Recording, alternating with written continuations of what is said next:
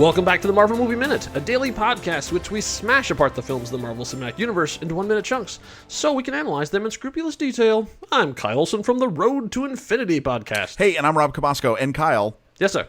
Deja vu. All over again? Yes. Okay. I'm going to just cut right to it. I'm not even going to mess around. Deja vu, the experience of knowing that you've seen something, or at least thinking that you've seen something happen. Mm-hmm. Sometimes it is because of a dream. Sometimes it is because of a fragmented memory. Sometimes it's just a chemical reaction that makes you think that I've seen something happen before. Sometimes it's a Tony Scott movie. So I had it in this movie. There was a song, and I'm thinking of Strawberry Fields Forever. I'm going to explain later in this minute why I said that. Okay. All it made me think of was Cloverberry Fields Forever.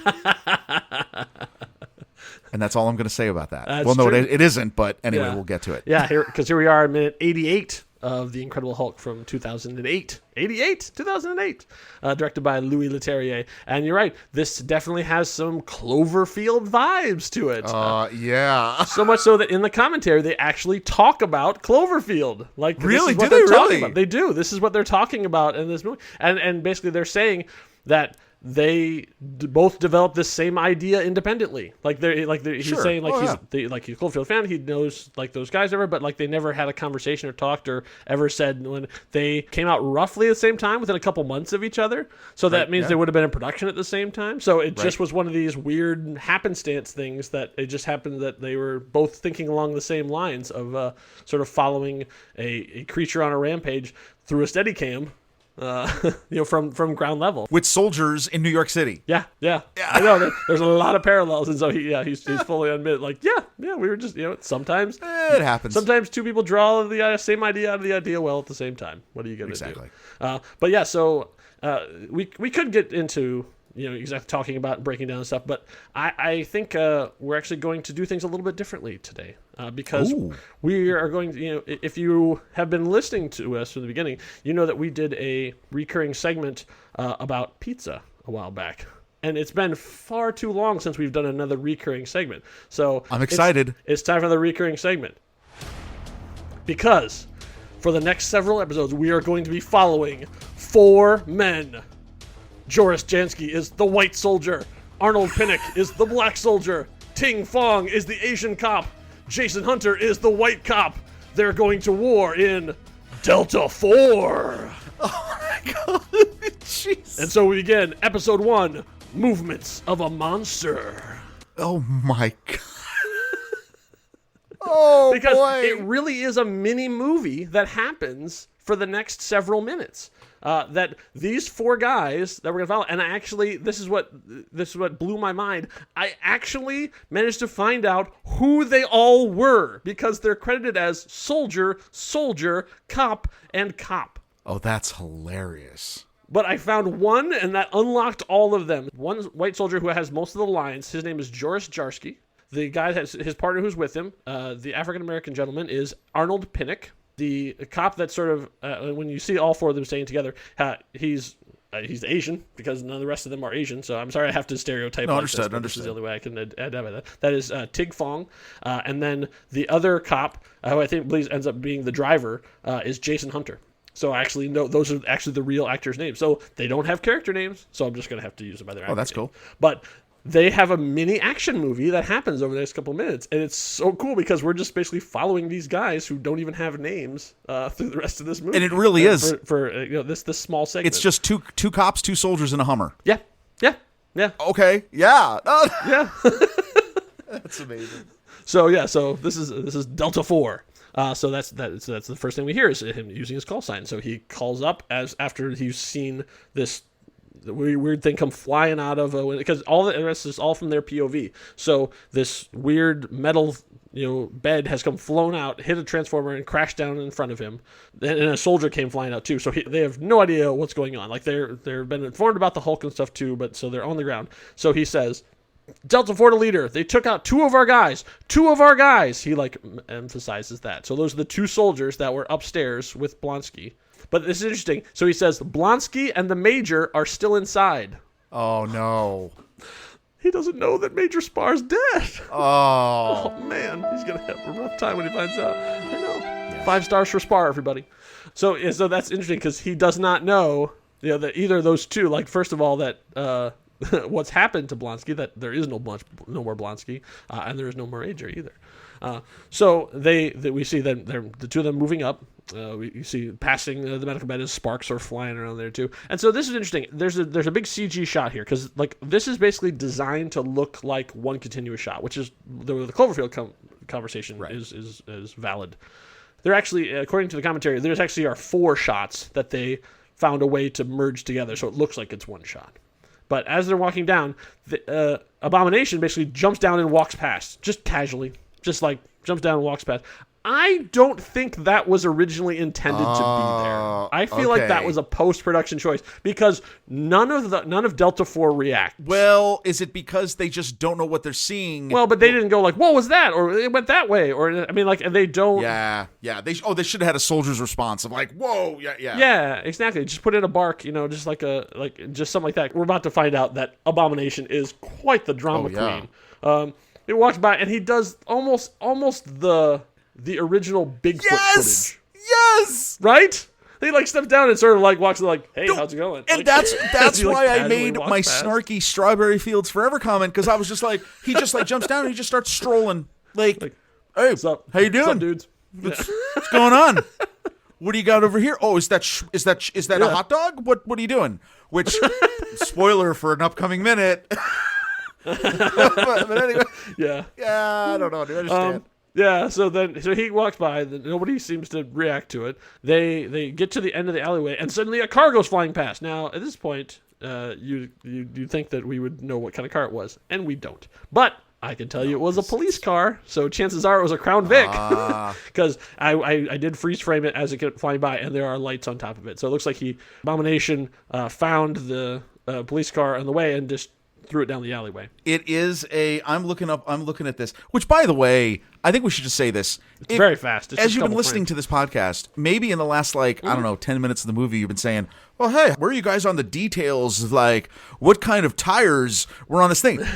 I got to tell you something. We've hit the part of the movie where like it's a Crown Vic, everybody. Yeah. Don't worry about it. We want to talk about the big green guys punching each other too. We want to get there as well. The movie wants to get there. We want to get there. Yeah. We're probably going to skip some minor details good. along the way. It's all good because now we're following Delta 4.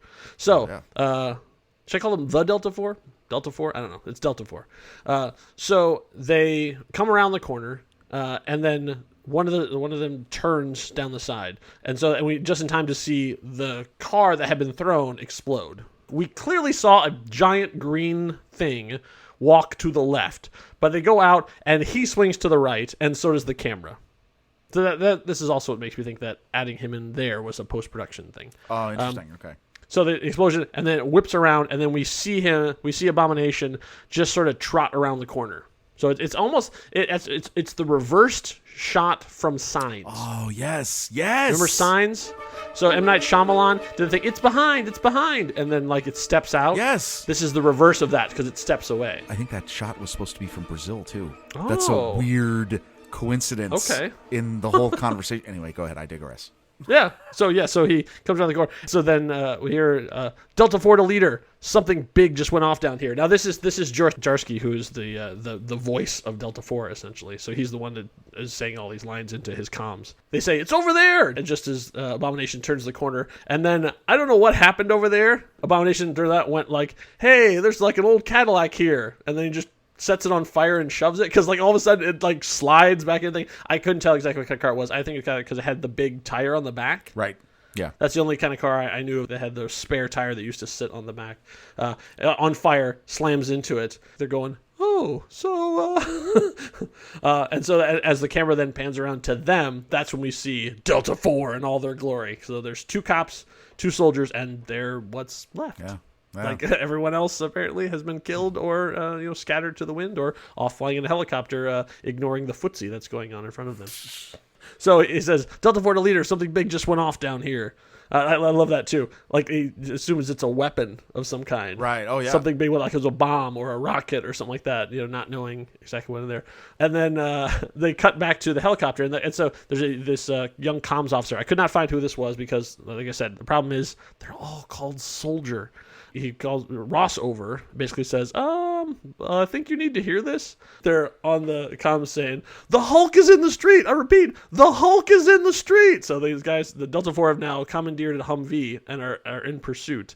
And so they're coming around there. And so Ross, and he turns and looks, and just to verify that Bruce is still sitting there. Like, you're still here, right? Where would he have gone, right? Like, what is that about? Like... You're still here, right? All right.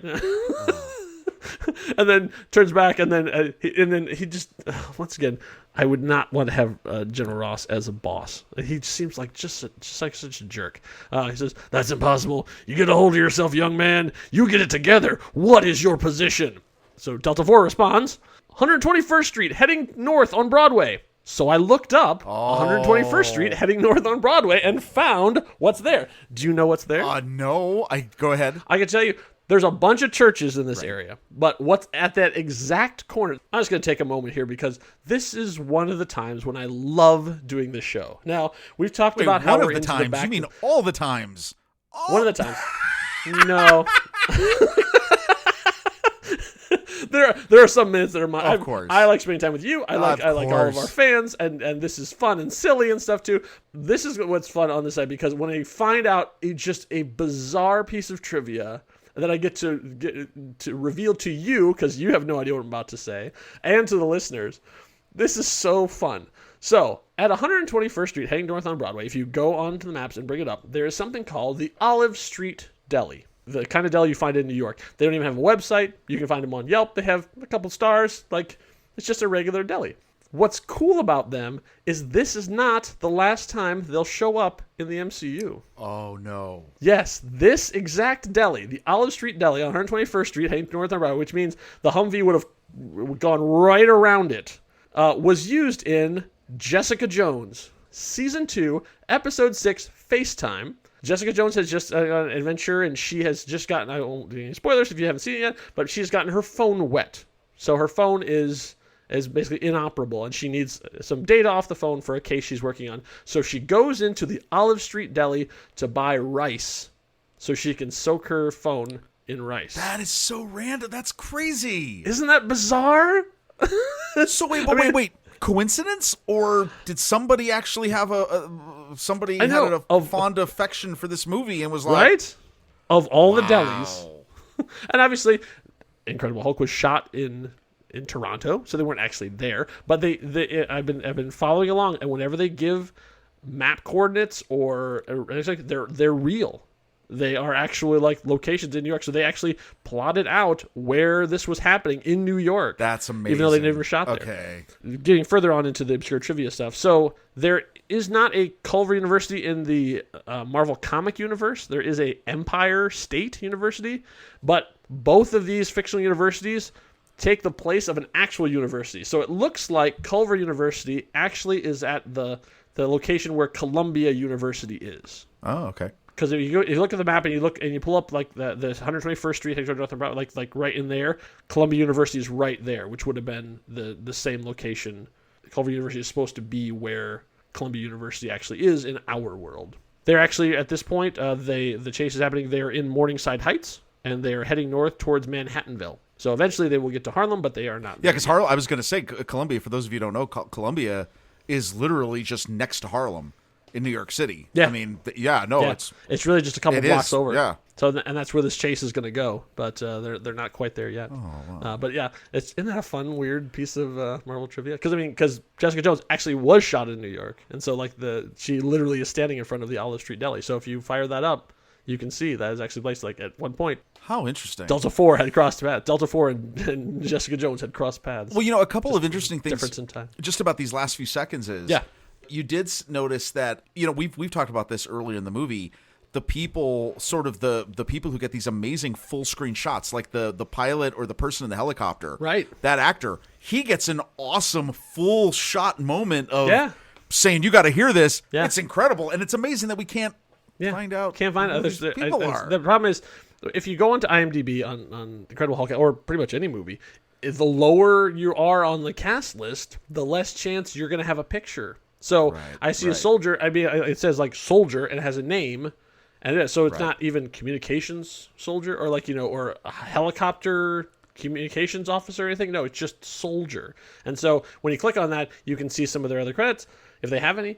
But there's no pictures, and it's almost impossible to find them. So stunt performers are good because they have reels, and so I found a bunch of these guys because they had posted their reels. That's industry speak. That means they take their best moments from movies and they put them all together. They're sizzle. So they're sizzle reels. They're sizzle. Yeah, they're sizzle reels. So they have they'll have like a 2 or 3 minute thing that shows all the stuff that they've done. So that's the reel. So for a regular working stiff actor, it's really, really tough. No, that's really interesting because even though you've talked about our team of the 4 guys, they get some great screen time too in this. I mean, even if it's just for a second, but like full screen, full frame, their faces. It's interesting how that works in the whole world of production. So our as our minute comes to an end, Ross is in the helicopter and he says, "Turn us," and that's where the minute ends. We don't know what the end of that sentence is. Turn us towards the moon. Turn us towards the beautiful. Did you see that moon that's hanging over New York City? Hey, everybody! Hey, lovebirds! You want to go see the moon? Anybody else feeling moonstruck? Oh my God! Because sometimes when the moon hits your eye, yes, call back. Or from our 3 cheese series on pizza. Anyway. Well, this is good. I love this stuff. I can't wait to hear the other installments. I know. And then what is the next adventure of Delta 4? You'll have to find out in minute 89 of The Incredible Hulk. In the meantime, so we've been talking about the moon, but did you know that the moon doesn't actually produce any light at all? No, it is reflected light. That's right. It's reflected off of the sun. Yes. And so the sun is actually a pretty much a medium-sized star. So we only have the one lonely star. It's really sad when one star is just all by itself. It really would be nice if it was like, in a cluster or whatever. If there was more than one star together. You mean 2 stars? 2 stars is good. It's better than 2 stars. 3 stars. 3 stars. Yeah, 3. It's better than 3 stars. 4 stars? 4 is great, but you know what the best number of stars is? Hold on, let me see. I got 5 fingers. I'm going to say 5. 5 stars is the best number of stars. If you had these 5 stars, a great place to put them would be on iTunes, because you could drop those right in a review, say that the sun is your favorite star. Your podcaster of choice, whatever pod rating, I don't know where our podcasts, right? Wherever else they are found. I know people get very intimidated about the writing stuff, so if you didn't want to write a whole review, which we can understand, you can say, the sun is my favorite star, or you can hop on the trend that's sweeping the internets right now, and that's 5 stars for Spar. 5 stars for Spar is a big deal. 5 stars for Spar. Yeah, it's blowing up. Do you? It really is. When you say, now we should actually clarify this. 5 stars for Spar is the star. Yeah. The Spar is with 2 R's. Spar is with 2 R's. Yes. Are the stars with 2 R's? Oh, you know what? I'm gonna let the listeners decide. I'm good. Thanks. So hope you had fun here in minute 88. We'll see you back here for minute 89. Hope you had a smashing good time. Until next time, true believers. Bye.